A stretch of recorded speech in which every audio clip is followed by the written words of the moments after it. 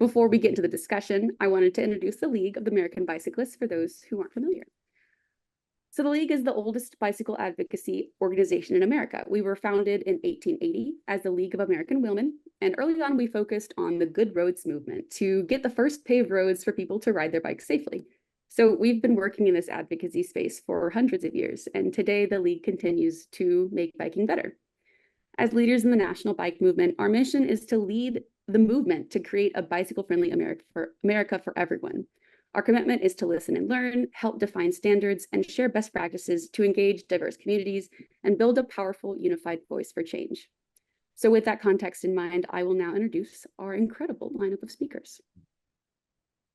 First off, we have two fellows from the Bike Talk podcast, the first of which being the producer and co-host, Taylor Nichols.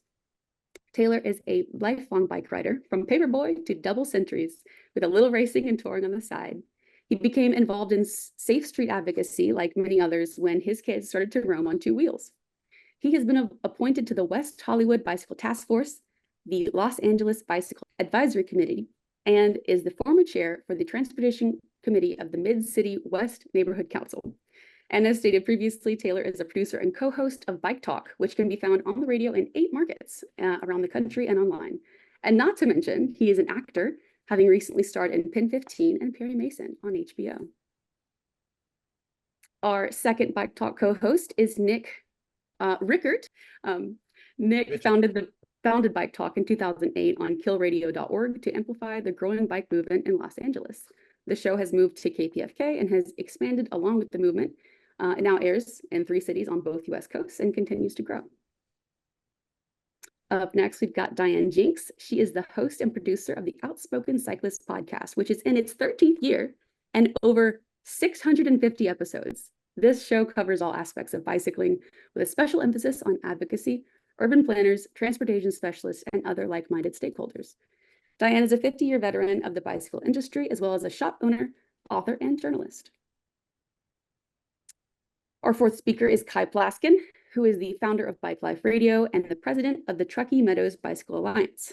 Kai worked for NPR member stations in Alaska, San Diego, Las Vegas, and Sacramento for 20 years, and is a long-time, long-distance commuter, often getting to his interviews on bikes. He started the Bike Life Radio on KWNK 97.7 FM, which is owned and operated by the nonprofit Reno Bike Project Community Bike Shop.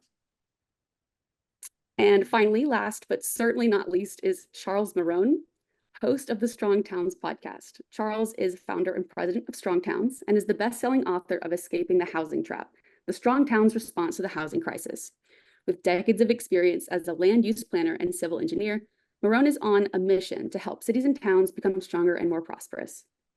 He spreads the Strong Towns message through in-person presentations, the Strong Towns podcast, and in his books and articles. And in recognition of his efforts and impact, he was named one of the 15 most influential urbanists of all time in 2017 and in 2023. So thank you, Charles, and all of you incredible speakers for joining us today. With those introductions over with, just a reminder to drop your questions, any questions in the Q&A section. And now I'm going to turn it over to Taylor to start the discussion with these panelists. Hey, Marley, thank you so much for that introduction to everybody. And I hope everybody who's listening is a member of the League, because it really is a wonderful organization. But Chuck, I want to start with you, actually, because your book, Confessions of a Recovering Engineer, was one of the first books I read when I sort of got into the real root of the movement. I think, like all of you, we probably started doing this when our kids were young, but your book kind of reset the clock for me. So I'm curious, how did you get into podcasting? What's your background as an engineer? And tell me what Strong Towns is up to now. All in like 2 minutes, yeah. Right? No, let me do that quick, because thank you. I mean, first of all, thank you for the compliments on the book. I really wrote it for people who wanted to make their places stronger, better, safer.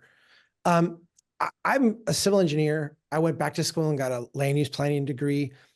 I ran my own planning and engineering firm for a decade and just ran into this kind of continuous conflict between what I was tasked with doing, what I was asked to do, and what I thought was the right thing to do in cities.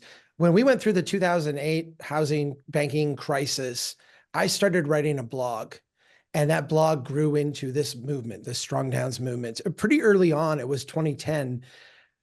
I said, I'm going to try this podcasting thing. And it was fortuitous in both ways, because I started doing blogging right about the time when blogging was starting to become more mainstream. It was a less a fringe thing, and people started to seek out blogs. And there was this one talking about cities.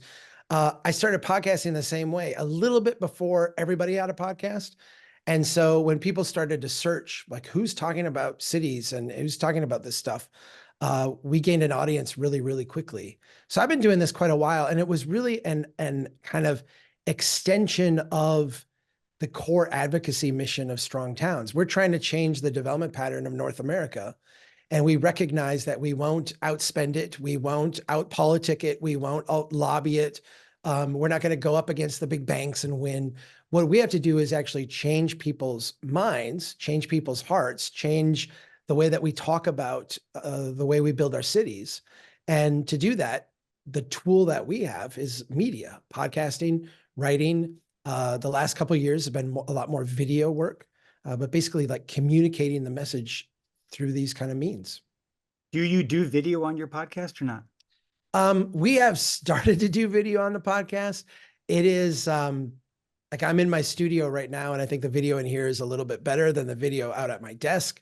A lot of it depends on the guests that we have, because if I've got good video and they've got terrible video, we'll sometimes use those as like snippets, Right. but not broadcast the whole thing. So I would say we're still in the hit and miss phase of video. Of Yeah. finding the video. Diane, Yeah. I want to jump to you. Chuck, got into it from an engineer's standpoint. You got into it from a biker standpoint. You've worked in the bike industry. What got you started doing a podcast? You've been doing it a long time. I have been doing it a long time. A customer actually came into our shop and said that his boss had given him the permission to have a 1-hour radio show. He worked for Clear Channel, which in those days was shock jock radio. It was an AM station, and it started out in April of 2010. And I did an hour. I'd never done anything like it. Drove 75 miles to Youngstown, Ohio, for a 1-hour show, drove back home and did it for 21 weeks. At the same time, they were taking that audio and making it a podcast. When the 21 weeks were up, that was the contract. I said, I'm not driving there in the winter. And another customer came into the shop and said, look, John Carroll University, which literally is 10 minutes from my house, has the #1 college station in our area. Why don't you bring the show to that? And so it was a radio show and a podcast for a long time. And eventually he was my engineer, and he was on air with me for a long time. But eventually he actually got sick and decided he was kind of done with it. And I took it over, and it got to be too much to do radio and podcasting at the same time. But one note I'd like to make to anybody who's thinking about it is radio taught me a lot about how to do a podcast, because it's finite. You have 59 to 61 minutes. You have really stringent FTC rules. There are things you can't say. There are things you can't do. There are things you can't ask for. And even though that's changed somewhat now, because you can say anything you want on a podcast, really, it really gave me a lot of discipline as to how to run my show. And so it's phenomenal. I love it. I love it. It always makes me think of the 7 dirty words you can't say on TV, right? Exactly. But I won't say them now, just to save the audience. I think that's a very good idea. Yeah. Nick, you've been doing this a long time. Going off of what Diane said, what has changed from when you started in 2008-9 to now? How has your message changed, and how has the medium changed? Well, I think more people have podcasts now. Of course. I don't know. I don't know how it's changed. I have no idea. But what has the message become more focused, or? Well, our message has become more listenable. Maybe when I started, it was 2 hours every Sunday. And, I played a lot of music, and I had a co-host who had kind of just a real rambling style. And now, you know, I have you, and we have a producer, and we're really thinking about, you know, our listeners and how to be engaging and listenable. So we've definitely changed. Right. Right. And Kai, you're on the radio. Are you also a podcast? I saw that you're Bike Life Radio. I just didn't realize if is that a podcast also? Yeah, it is. What you have to do today, and you gotta find a name that's going to work. And so there's Bike Life on Spotify, but since I'm radio, I do Bike Life Radio, and then it turns into a podcast when the station uploads it into Spotify. So I've never actually done a podcast. I've only done radio, and that appeals to mass audiences, and that's people who aren't cyclists. And so that's always been my goal is, hey, I want this to be appealing and relatable to everyone. I'm sitting in a car right now. I want it to be relatable to people in cars too, and to be very sensitive to their plight as well, in coping with cyclists. So yes, it is a podcast. Good. I want to pick up on that because Chuck, that's something that you talked about on Bike Talk when you were a guest on Bike Talk. Do we alienate drivers in our conversations? So what is the goal with your podcast? What's the goal with, to reach to your audience with your podcast? It's interesting because I was thinking about this in the context of the people we have here, because we're not a bike podcast. We're about building strong towns. We're about changing the development pattern of cities. But a lot of times, and this is really where I come to the table from a biking, walking standpoint, bike walk is the answer to a lot of the problems. So a lot of times we'll get into the conversation about, well, this development pattern doesn't work financially because of these reasons. We're having this struggle over here because of these reasons. And the answer is like, well, what do we do? Like, how do we respond to this? And it's like, we need to get more people biking. We need to get more people walking. Like literally those are the answers that we bring to the table. So when we wind up talking about biking, it's generally not from the mindset of, we've got people who are passionate about biking. We got people who are really excited about that. How do we convince more people to do that? Or how do we get more people who are into that so we can, and sell them ads or do whatever other podcasts do. Our thing is, how do we get people who maybe brush up against bikers when they're driving and don't have a good experience doing that, or are biking curious but feel uncomfortable, like, I don't know if I can do this, or are looking themselves to move to an urban neighborhood or advocate for a policy? How do we get them to be in a different place, more amenable to biking, seeing it as not something that conflicts with driving, but something that actually is part of an answer to a larger set of systematic problems we struggle with? Right. Yeah. Nick, how do you deal with that on Bike Talk? Well, I think we just sort of let it hang out. I mean, I quit Twitter, but I did spend a lot of time there, and it gets you pretty worked up when when you start. We talked about this in the episode with Charles, but how Twitter kind of polarizes you, but there is kind of a us versus them mentality that you get into when you start to see how car-centric the society is, and how little people are aware of that fact, and how people, when they drive, don't expect anybody to get in their way, especially if they're not in a car, and how you're kind of expected to bow down if you're not in a car, and ask them please not to hit you. And so it gets you kind of worked up. But, like Charles has been saying, you might want to reach the vast majority of people who drive. I don't know. Is it the vast majority? Kai?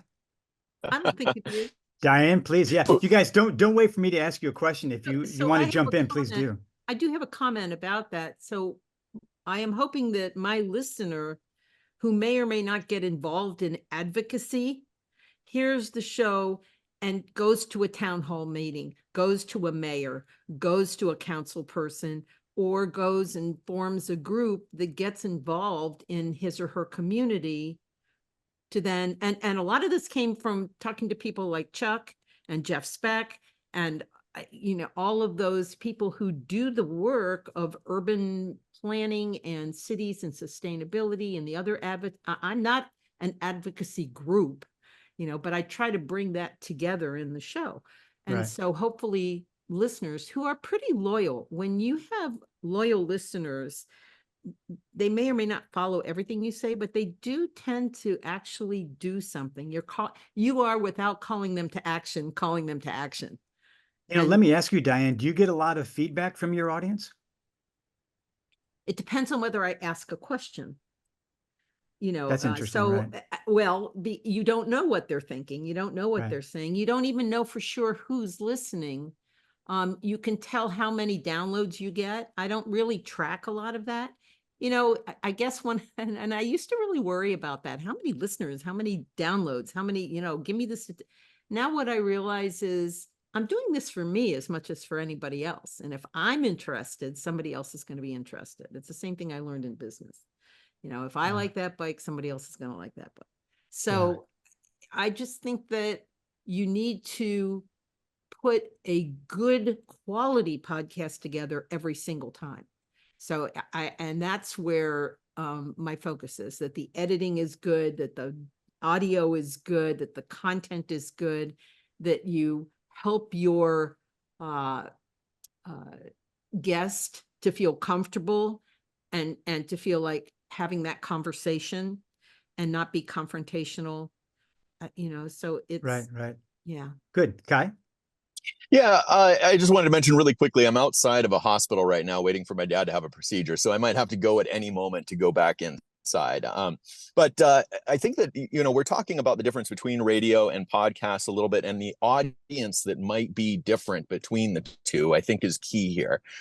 When we're talking about a podcast, people are seeking out this content, and we're kind of preaching to the choir a little bit, potentially. So how is it that we might use that audience to our advocacy purposes versus when we're on radio and I'm talking to 350,000 people potentially every Sunday who may not have ever ridden a bike or, haven't ridden since they're a kid. So the message and the goals can be very different when we're talking in a podcast where they've sought out this content and people are seeking something to do, wondering what they can do next. That's my perception of the audience that would be seeking out this content, is not, hoping to hear the same thing that they already know, but more about, hey, what can I do to further that goal and to participate? And so I just wanted to make that point, I think, is my perception of the audience. I think that's a great difference. point. Yeah, the different audiences who seek us out and the ones who just find us on the radio dial. Exactly. Chuck, Diane said that sometimes she does not look for I don't want to say an argument, but I'm blanking on the word that you used. Confrontation. Yeah, a confrontation. Do you find that often in your work? Are people sort of against, because you sort of broke ranks with engineers? Are they angry at you? Oh, the engineers, yes. I mean, yes and no. There are. I think it's unfair to say it this way, but there's an age stratification, right? And Darwin said it eloquently at the end of Origin of Species. He said, these things advance one funeral at a time.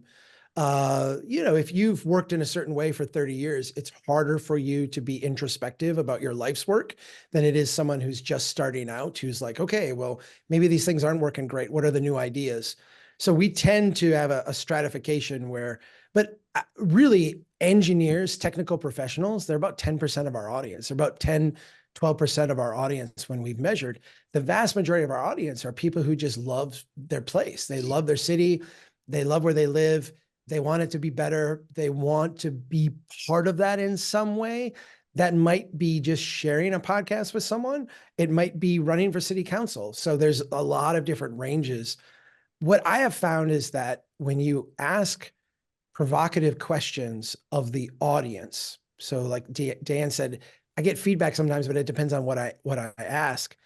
When we can challenge the audience to think differently and to kind of struggle with something that maybe they've accepted in the realm around them, we tend to get a lot of engagement. We tend to get a lot of feedback because we're asking people to bring something to the table, to think. When we go on and we just, and I'm guilty of this because I'm human like everybody else.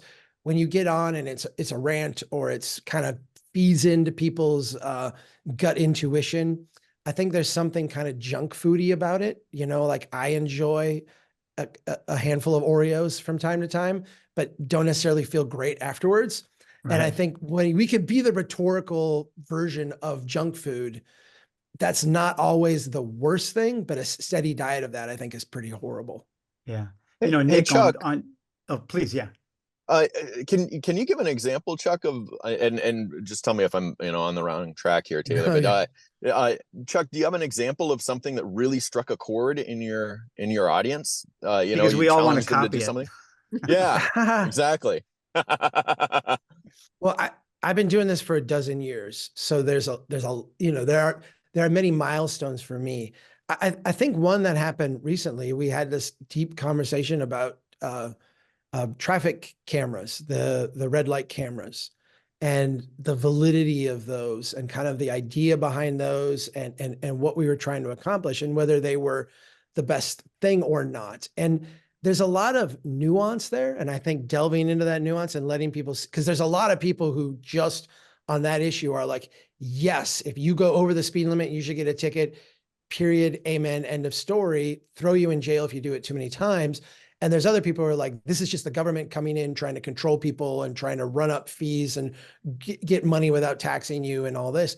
And so finding that kind of nuance between those to say, here's where this policy falls short, but here's why people are pushing for it. And let's find a way to meet that need without, I felt like everybody walked away dissatisfied because I got a lot of like angry people back at me, like, you're not getting this, you're not getting that. But I think the bulk of our audience appreciated the fact that, it was a nuanced discussion instead of just a flat out rant, so to speak. Right. Just barking at people. Right. Well, Nick, Yeah. I think you might feel a little bit differently than Chuck does about the speed cameras, and on Bike Talk, I don't know if you all know, but we have 3 co-hosts, myself, Nick, and also we have Anne-Marie Drolet. And the 3 of us have slightly different viewpoints on things. So Nick, either talking about speed cameras with Chuck, how do you deal with that on Bike Talk, and how do you look for areas where there's confrontation and areas where, 2 like-minded people can come together on a topic that is causing confrontation at the beginning? Well, for one thing, I try not to be too hard lined about it. If I think, I find it amazing that it seems like on the road, every driver believes that the speed limit is the minimum. And if you go the speed limit, you're actually like blocking traffic. And so I get kind of worked up about like, well, if you're going to give somebody a small fine for going 11 miles over the speed limit, which is what mostly they're recommending, the idea that would be like an infringement on your rights, to me is see, I get into it, but Perfect. But it's good that we have you and Anne-Marie on the show, because we all tend to have slightly different viewpoints, so we're not just yelling about stuff. Right. Well, let me pivot a little bit, and Diane, I want to ask you, one of the things that we talk about on Bike Talk amongst ourselves before we air is how much do we want to focus on the outcome of all this poor traffic planning? Do we want to talk about, the number of deaths every episode? Someone who's died recently, the ghost bike that just popped up on the corner by the store. How do you handle that question? Well, I guess I want to start by saying that my show covers a much broader topic than just advocacy. So it can be the Tour de France, it can be the Olympics, and then Chuck might be on, or So it just depends on the Sure. show. But when it comes up, for example, we have in Ohio the bike lawyer Steve Magus, and he keeps meticulous records, data about injury and death. When I talked to my friend in New York, John Sirico, from Street Beat, we talk about the number of deaths and the number of injuries. And so there is no real ever confrontation about it, because what I'm asking my guests to do is to relay the information to me. I'm just a conduit. I actually don't get into any kind of, I rarely get into a confrontation. I would never say to Chuck, "Oh, I think you're wrong." You see, I think Nick would. No, I'm teasing. Maybe. And that's good. I think that's good. Yeah. But I think that, as I plan, so for every episode, I send out talking points and questions ahead of time. Everybody knows what we're going to talk about. Now, we may go off on some tangent on some topic, but for the most part, we stick to kind of what the show is going to be, because it's, again, about an hour, between 40 and 60 minutes. And I want to get the content that I was hoping to get from that guest. But when it comes to things like talking about, or to the National Safety Council and all of these people, and I talked to all those people, the Institute of whatever, from the insurance people, everybody knows how horrible it is all over the world. It's not just in the United States. And, you talk to people in Bogota, and you talk to people in Medellin, and all over the world. It's a disaster. But who's doing something about it? And I think I heard the first really good thing this past week when I talked about talked to the woman about the European, the EU Declaration of Cycling, and safety was the number one thing. And so I want to see where it goes, and I'm following it very closely, because it isn't happening here. Right. The US has a lot of problems. Yeah. Kai? Yeah, I'm going to have to run in just a minute, so this will probably be the last thing that I'm able to contribute. But, I don't pre-produce really anything. I just go out and I record people that when I'm riding my bike around, and talk to them about their experiences. And, but the one thing that I do pre-produce is news. And because I've really struggled with this idea of people are getting hurt all the time. And having worked in news for 25 years and still working in news, I don't want to scare the bejeebies out of people about something that's really fairly safe. And yeah, people get injured, but not nearly as much as they do in cars. And so I try not to talk about injury rates too much unless it's news. And if somebody really important has been killed and it's making big waves somewhere, or there's an event around it, if it happens in our local community, then I will report it. But I've got to balance that with the fact that cycling is a safe activity. And since I'm talking to the general public, I don't want to give them the impression that if they get anywhere near a bicycle, they're going to die. That's not what we want. And so, I really struggle with that. And the way around it is to have a news segment that takes a long time to produce. Right. Hey, Kai, before you split, where are you located, and where can people find your show? Oh, we're in Reno, Nevada, and so you can find it on 97.7 FM here in Reno, and also we're getting a repeater up at Lake Tahoe, so we're going to be up there pretty soon as well. But if you go onto Spotify and search for Bike Life Radio, you'll find us there. It's a little hard to find me for some reason. There's a motorcycle group that's called Bike Life too. But I'm really happy with the name Bike Life, because that's kind of become the hashtag for these the urban groups that are riding around with big wheels. And I feel like there's some opportunity there to really make inroads with a new and desirable demographic. Do you promote yourself as the biggest little podcast in the world? No, I make fun of that a lot in various ways. And so, but no, there is a biggest little podcast, I think, in Reno. Oh, there is. We have a lot of podcasters here. Yeah. There's a big podcaster community in Reno. I don't know why.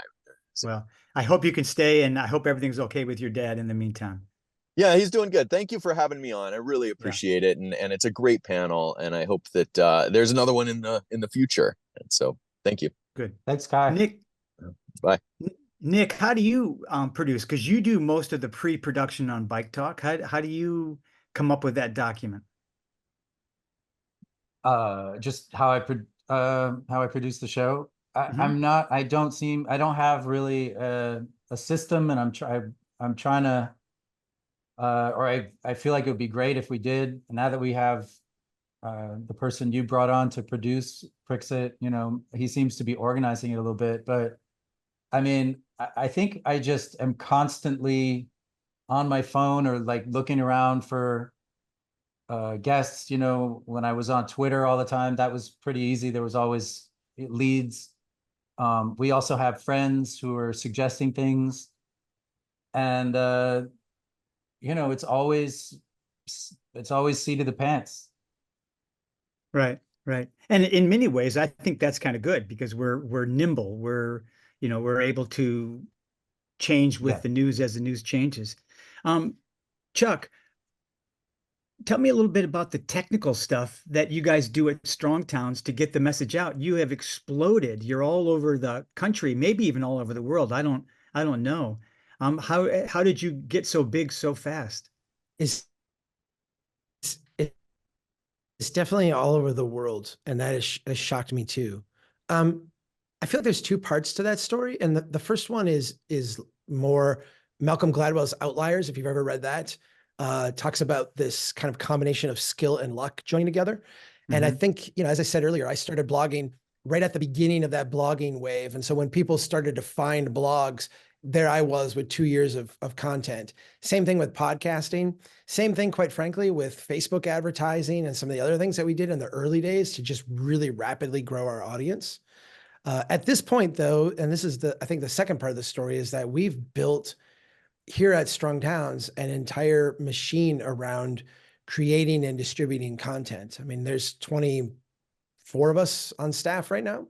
Oh, wow. I didn't realize that. Yep. Most of those people are involved in some part of the content production or distribution process. There's a handful of people who are working with our local advocacy groups, our local conversations, but for the most part, we are about messaging and getting this messaging out into as many places as we can. So we have a whole team of people who write emails, create micro content, write articles, produce podcasts, produce videos, distribute those on different social media platforms. We've got a whole team, and we're actually very strategic about how we do it in terms of where's the best place. If we spend a little bit of money boosting something in an environment, can we get a bigger reach with that? Testing our messages out and kind of refining things so that we're reaching that demographic that we're trying to reach but haven't yet, or this group over here that we're trying to influence in one way or the other. So there's a lot of sophistication to it that we have been able to kind of build and layer on over the years that you probably don't get from the ordinary podcast approach. Right, right. Well, that's a question that I'm really curious about all of y'all. Do you generate any income in your podcasts? And is that important? Because my viewpoint is whatever helps us spread the word is the way to go. Diane, looked like you had something to say. I do. Over the years, I've had several sponsors. One was a local camera company when I first started out, and then it was a bike law group that sponsored for a while. But what I shied away from right from the very beginning was anybody in the industry who was expecting something like a Shimano or a Campagnolo or a SRAM, that I did not want to be beholden to anybody like that. Because all those years I was also in the bicycle business. So, having a shop associated with the podcast, and we never used the shop as a sponsor, which, we look back now and we go, was that smart or was that not smart? Right. But it's always been sort of an avocation. I find it just to be very satisfying. It also keeps me apprised of what's going on. I mean, finding guests is like, that is the key, finding great people to have on your show. Well, And- that's the next question is, how do you find them? Well, so it started out, I went with people I knew. My very first show was also, if you listen to the last show that just was up from June 13th, it was a woman in London interviewing me about my life. And if you want to know how I got in the bike business, and it was the first frame I saw was a Serrata, a Ben Serrata, a beautiful frame. And he was my first guest on my first podcast, Ben Serrata. So that's how it all started. I used the people I knew from all those years in the business. But then somehow, and I think Chuck probably has the same problem, I ended up on a gazillion PR lists. I get emails every single day about, well, would you like to interview this person for this and for that? And it has nothing to do with what I do. And you wonder Right. how that all happened. I don't know. So you have to be really discriminating about targeting your show to have it be what you want it to be. Right. And not be, I mean, because mine is a broad show, but it has to have cycling content, period. Right. Taylor- Well, before we started taping, please, Chuck, go ahead. I'm sorry to jump. I do feel like that there's a tension there that if people are watching this thinking, I'd like to start a podcast or I'd like to do, I feel like there's a tension there that is very real. I know we experience it here, or I experience it. Diane said earlier, I do the podcast based on what I'm interested in. And that's what makes it interesting. And I agree with that. I think that, for me, as I look back over a dozen years of podcasting, the best ones are the ones where there's a topic that I'm really interested in delving into, the person that I'm chatting with, or if I'm doing a monologue, or if I'm interviewing an author, there's some depth there that we can explore. It's like an exploration. The worst podcast that I've done is where someone on our team came to me and said, hey, this is an interesting person, or this is a strategic partner that we have that we should talk with. And it's just boring. It's blah. Right. Like I've had Right. ones that I haven't even run, and my team here would be kind of disappointed. Like, why didn't we run that? And I'm like, because it was horrible. It was a boring conversation. I wasn't interested in it. They weren't interesting. They didn't make me interested in it. And so like, forget it. Our content has always been free and commercial free. Our model has always been a membership model, which now I think if you were starting out, you would have a Substack model or a Patreon model or something like that. Right. But ours has always been, here's the movement that we're building. If you want to be part of our movement, or if you want to help us accelerate this movement, come and be a donor. We're a 501c3. So there's a tax write-off potential there. And we've got almost 5,500 members now, people who give Wow. like $5 a month. Yeah. And it is that has worked for us. But I think the reason why it works is because let me give you an example. If someone came to me and said, hey, this is a big donor and we wanted to put them on a podcast, I would say, sorry, like unless they are super interesting or it's a topic I'm super interested in, it's just not what we do. And I think that's how you actually gain an audience and gain credibility. And I would add, keep an audience, right? Keep an audience, right? Totally. Yeah. Yeah. You have to be- respect your audience. One other thing about guests, because of course they are your show, your guest is your show, is when you have a guest who is having trouble verbally, you have to get better at leading them down the path, giving them easier questions or better lead-ins to whatever it is. And it's not too often. Most people, once you get them going, then you have to worry about getting them to stop. But I think there are certain guests who are problematic. And to Chuck's point, if somebody is super boring, or if they start ranting and raving, and it's just not something you want your audience to hear, you're going to kill the show. I mean, as much as I prefer not doing that, every once in a while, somebody, it used to be when it was on the radio, we could kill their swearing. Now most people don't swear unless they just are wild and crazy people. Do you all edit your shows? Yes. Yeah, Chuck? we send it to an editor. I always tell people, because a lot of people that I tend to have on are not people who do podcasting. They're not people who do public speaking. So Right. I'm trying to get them to talk about their area of interest. And the first thing that a lot of them have is they're petrified because there's thousands of people listening, right? Yeah. Like 25,000 people are going to hear this. And I try to get them to say, this is just a conversation with you and me. Explain it to me like we're just chatting. I'm going to record it, but don't think about the recording. And if you ever say something that you are reluctant to have out in the world, like I said that, but it didn't come out of my mouth the way I would have liked it to, I'd like a rerun. Just stop, say those words. Right. We will snip that out. The person that we send it, we have someone we send it to that just edits all our podcasts. They'll snip that out and they'll restart it and you'll sound like a pro. And my job is to make you look good. And if you don't look good at the end of this, I haven't done my job as the podcast host. Right. And Right. I do all my own editing and that it's exact. So people do, and they snap and they pop. Yeah. That gets all taken. And so everybody starts out the same way. I'm going to edit this. It's going to be clean. Don't worry about it. It's going to be great. And Yeah. I ask for a headshot and I ask for a logo and, you make them comfortable before you actually before you welcome them to the show. You got 2 or 3 minutes up front. You're going to can those minutes, but you get them to become more at ease as you talk into the content you really want to get to. Right. Nick, that's what we do pretty much too, right? Yeah, we generally only talk to people that we like. So, I mean, that makes me happy. Yeah.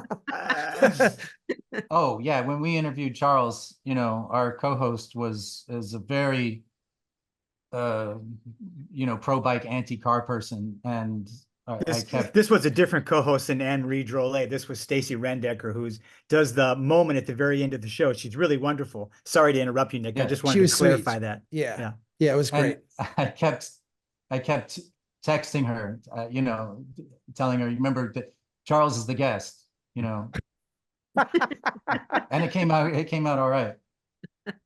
I thought you were both kind and I thought it went well. But yeah, that is, I'm Minnesotan and there's a little bit of cultural thing here where we're not ones to yell and scream at each other. So my podcasts tend to not be that way. And if I've got someone on where there's a disagreement, we kind of try to get to the root of it in a civil way.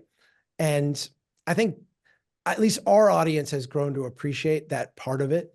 But yeah, you guys were, Nick, when I was on, you and Stacy were wonderful. I walked away from that feeling not only heard, but like there was some interesting back and forth that I thought people would have appreciated. Yes. Levity helps too. Yeah. Yeah. You got to have some humor in it. Find something. Well, that's why I want to Taylor. open it up. Oh, sorry, Nick. Go ahead, please. No, I'm just saying that's your role on our show, I think. Levity. Yeah. I want to open it up to anyone in the audience. If you have a question, I guess you can put it in the chat. Is that right, Marley? Is that what they're supposed to do? There is one question here about monetization, but I kind of think we already covered that. Chuck by membership and Diane by some sponsorship. Nick, do you want to talk about monetization a little bit, or? Well, we now have a sponsor who's a personal injury attorney, and they had approached Bike Talk, or somehow we got introduced like, I don't know, 10 years ago or maybe a little less. And I just couldn't figure out how it would work because we're on a public radio station you can't talk about sponsors. And I didn't like the idea so much for some reason, of a personal injury attorney. But then he turned out to be somebody who's doing a lot of advocacy work in Los Angeles. And he put together some meetings of the different factions in a heated issue that was going on. And so I saw that they were doing good work, and then Taylor put it together finally. So I'm happy with our current sponsor. Right. And let me jump in really quick there, Nick, because we do something fun with the lawyer. We do a little legal moment with him where we ask him a legal bike question, and he's able to give our audiences and us half the time a really clear, good answer about how to move forward if there is some kind of legal issue about being hit on the street or something like that. Nick, would you agree with that? yeah. Yep. I no longer have a sponsor. Someone wrote in, what's the most contentious subject you've had with a guest so far? Anybody want to jump on that one? Nothing contentious? So we work in, many dimensions, and we had a Facebook post we ran once that was a repost of someone was redeveloping a mall, and the city was like, hey, we're doing this. And we were like, this is really sad and pathetic. And the developer contacted me and said, hey, I'm a big Strong Towns fan, and you just ripped my development. I think you're missing the mark. And so I had him on, and we started it off that way. Like, here's what I said. Here's what you wrote. Like, let's talk this through. And I felt like it started out, neither of us were ready to like rip each other to shreds, but both of us had kind of a different point of view we were coming from. And I felt like the audience got to hear, and I think we both acknowledged at the end, yes, you are doing maybe the best you can with a bad situation, but yes, it falls far short of what we should be celebrating as a community for success. And I think it took us about an hour to get to that point, and there was some tense moments in between, but I think we landed the plane pretty well. Great. The only contentious topic, actually, it was the listeners who got tired of it. It was during the Lance Armstrong era, and people just got pissed off hearing about Lance Armstrong. So I just stopped talking about him. Yeah. Well, speaking of Lance Armstrong, the tour this year is amazing. I don't know if you guys are watching it, but fabulous. It's Best really great. Ever. Yeah. Nick, what was the most contentious one on Bike Talk? Was it the one with the bike hater, or maybe the one with that Joe Linton came on and talked to the guy about? Well, the bike hater that was just a clip that we took of him talking. So it would have been contentious if he'd been on for sure. But much more, what was that guy, Stephen Greenhut? Stephen Greenhut, correct. Yeah, he's a columnist and a journalist, right? Oh, now I had dinner with him once. It wasn't just me and him, it was me and a group of people. And at this dinner, and I was an invited guest and he was an invited guest. And I think I called him a jack. Nice. ASS. We did not get along, let's say. Yeah. Well, there's a good chance Stephen is not listening to this, so it's probably okay. Well, I didn't want to curse on a very nice podcast myself, but we were not. I could see where he would, because his whole shtick is to kind of agitate. Yeah. And if you had him on, it would not be to find consensus. It would be to, in a sense, he's almost like a shock jock in terms of like his column work and that kind of stuff. So I think I know where you would come down on this, Charles, but we are sort of entertaining the idea that maybe having people like that on once in a while might mobilize the troops, so to speak. So let me give you a little under the hood kind of Strong Towns-ish talk. If you go back to the 1960 presidential election, there was a lot of angst about electing a Catholic. Could we elect a Catholic as a country? Right. Catholics were, I'm Catholic, so this doesn't, and I'm just in 2024, so it doesn't seem odd to me today. But back then, if you read the literature, it was like, will they truly serve the American people, or will they serve the Pope, and like da-da-da-da. And the Kennedy campaign hired someone to follow JFK around, and basically every time he was going to give up and give a talk, say very inflammatory, nasty, anti-Catholic things. And one of the reasons they did this was because this was like the talk. It wasn't the overt talk, but it was something that people were talking about. And when someone voiced it in kind of its most virulent, nasty form, people who were thinking it or like entertaining the thought looked at that and said, I don't want to be part of that. Like, that's not who I am. I don't want to be part of that. So as part of our internal strategy, kind of drawing on that, there is certainly an angle to our work of either creating or elevating the antagonist, because there is kind of you're in a sense drawing a dichotomy. Okay, I'm not anti-bike, but I really get annoyed when bikers are, in my way, and I really wish they wouldn't be there. And then you get the person who's like, run over the bikers, kill them. I've got a death count on the side of my car. And when you hold that person up as like, okay, that's the avatar of the other, I do think that there's a strategy there to bring people to your side. The thing is, your side can't be, and this is a little bit of the conversation we had with Stacey, all drivers should be put in jail, they're criminals, they, should have their cars taken away and da, da, da, da. You can't be equally crazy. You have to be like the normal drawing from that. I do think there's a strategy there.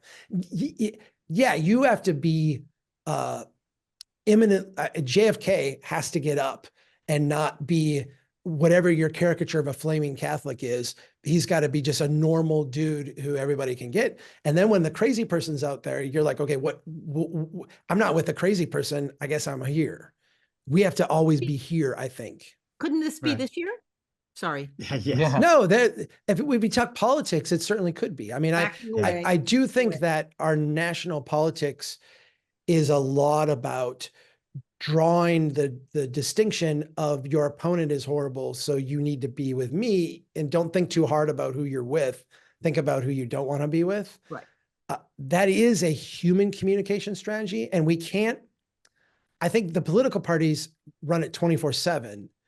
I think it's junk food in our kind of podcasting, changing people's hearts and minds realm. It's junk food. But a little bit of junk food every now and then is not a bad thing, as long as you're bringing people to the table and giving them vegetables and a healthy meal in terms of our dialogue. Right. So much of what you're saying. Oh, sorry, Diane, please. Well, I was actually going to take a left turn. So go ahead and finish what you were. Well, I was going to finish with so much of what you're saying now, Chuck and Nick, both, is it's kind of a fine line of what's over the top or what's, normal or reasonable.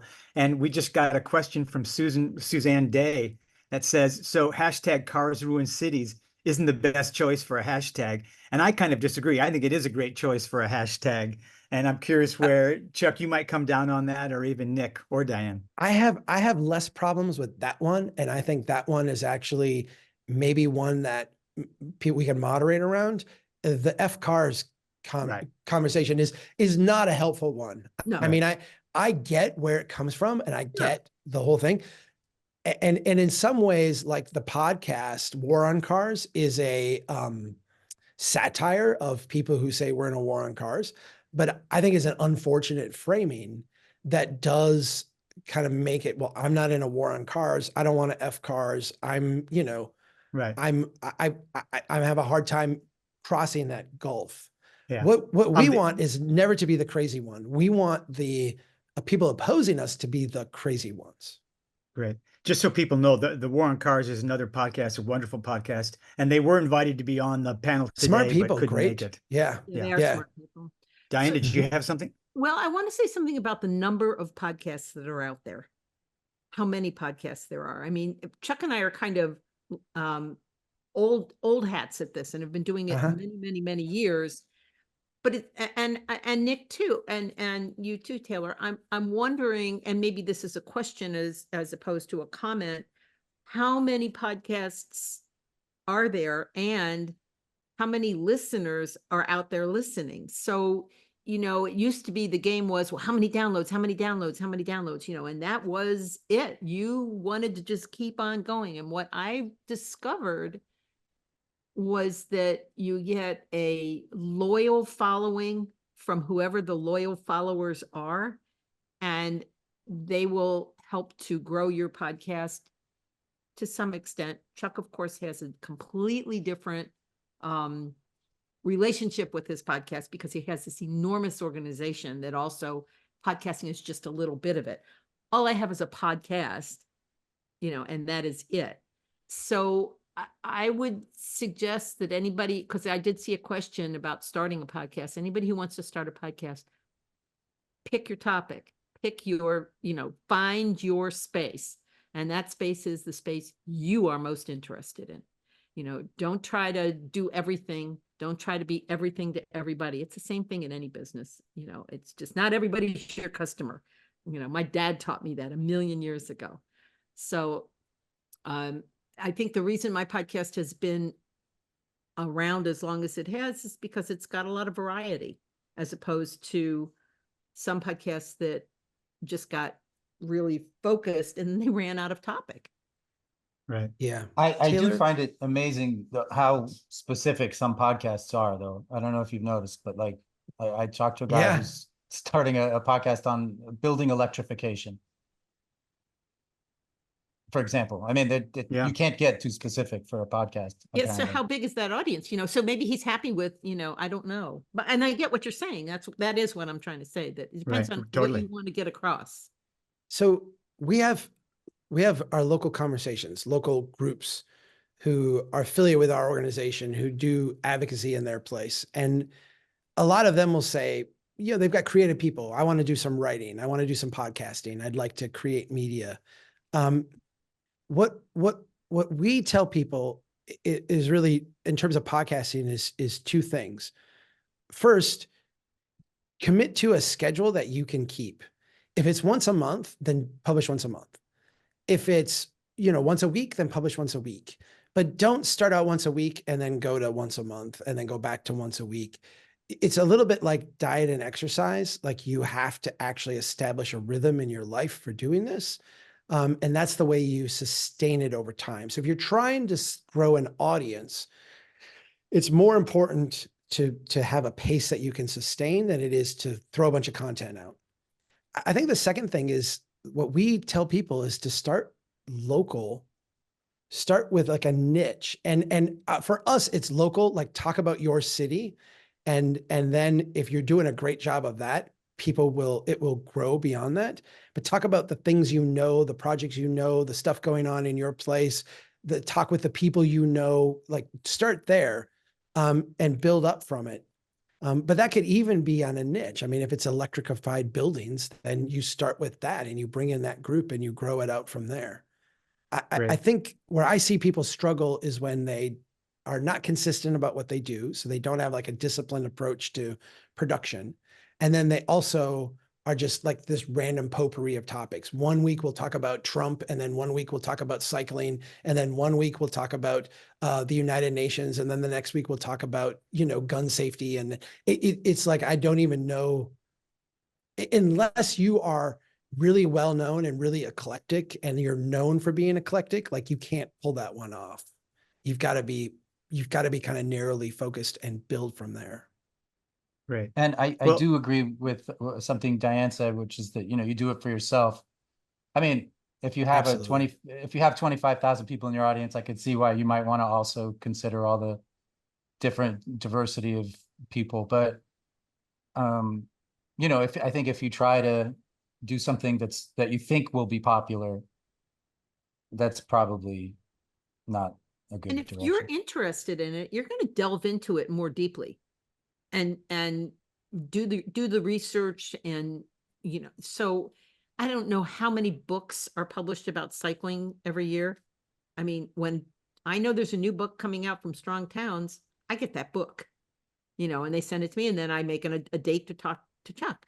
But the truth is, and this is something I learned from another podcaster who shall remain nameless, I don't read through the book. I want to find out about the book from the author. So I let the author unravel the book for me, so Right. that it doesn't look like I knew it right from the beginning. It's like I get to discover it too, and it makes it more interesting, in my opinion. Also, I don't know how many books I can read in any one year these days.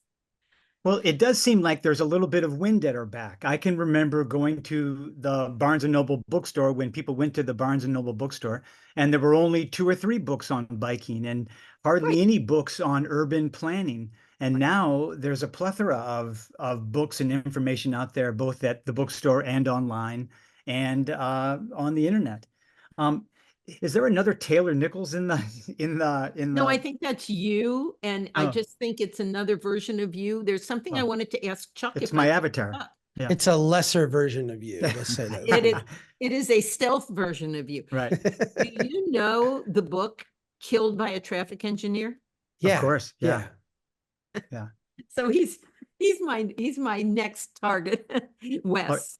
Oh, you're gonna love him. We had him on the show. He's Yeah. really And that wonderful. was, Yeah. see, I didn't hear about it until I heard about it. I get a lot of my guests from guests. Yeah. Yeah. We'll be talking about something and say, well, you should talk to this person or you should talk to that person. Well, that makes me think the idea that we're all here today is an opportunity for us all to cross promote. And I don't mean that in just the promotion aspect of the show, but I mean to spread the word so that our audience gets to know more about Strong Towns and the Outspoken Cyclist and the Bike Life radio podcast. The person was asking, how do you balance a show? And I think the answer that you all have answered is interesting wins out. And if you're interested in it, then there's a good chance that the audience will be. Before we finish, is there anything that anyone would like to add as a final word before I turn it back to Marley? I was going to say, I think good merchandise is really important. So absolutely. I promised you guys when you sent me a shirt that I would take a photo of it. I want to take it when I'm biking. I got to tell you, I live in such a tight neighborhood that I don't bike as much as I used to. And so I've not had the opportunity. I've not had a time and place where I've had both the shirt and the bike at the same time. But I'm going to, with much more intention now, do that just because you've reminded me that I need to make good on that promise. Well, thank you, Chuck. Thanks you very much. Diane, anything? Maybe we could put the logo on a suit.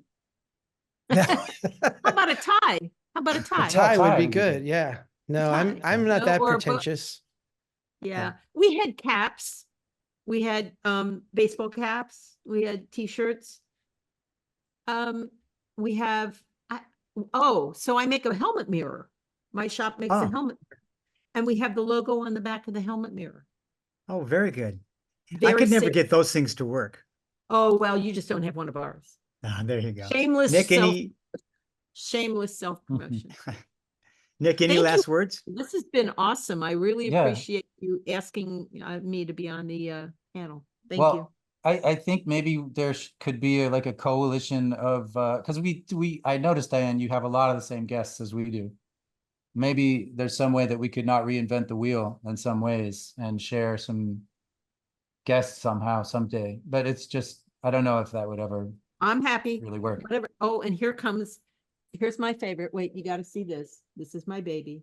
Yeah, that's important. Beautiful. Taylor, Chuck, did you have something? Yeah. Yeah, I was going to add one more thing. I think that it's important for people to not be afraid to ask. I know when I was a very early on podcast, there were some guests where I'm like, I would love to talk to this person, but they're too big for me. They're too out there for me. There's no way I could get them on my podcast. And the reality is, if you respect their time and if you come to the table with like interesting questions and allow them to tell their story, not only asking will they a lot of times say yes, but they will say yes and then actually at the end of it say, I enjoyed that experience. That was really good. And they'd be willing to come back again. I think that we often underestimate the likelihood of people saying yes. And I think we should be more bold. The worst they can say is no. Right. Right. Who cares? Right. Which Ask rarely them. happens, by the way. Almost Right. everybody says yes. Yeah. Well, I want to thank Chuck Marohn and Diane Jenks and Nicholas Reichert and the League of American Bicyclists. Marley, thank you very much for having us on. I'll give it back to you. Thank you so much. Yeah, I don't really have much else to add other than you can find today's recording at bikeleague.org/webinars. And thank you all so much for taking the time to share this really cool conversation with us. And thank you to everyone who's been active in the chat following along. It's been awesome. So thank you all for joining us. Thank you. you. Nice Thank to see you. everybody. Thanks. Ride safe.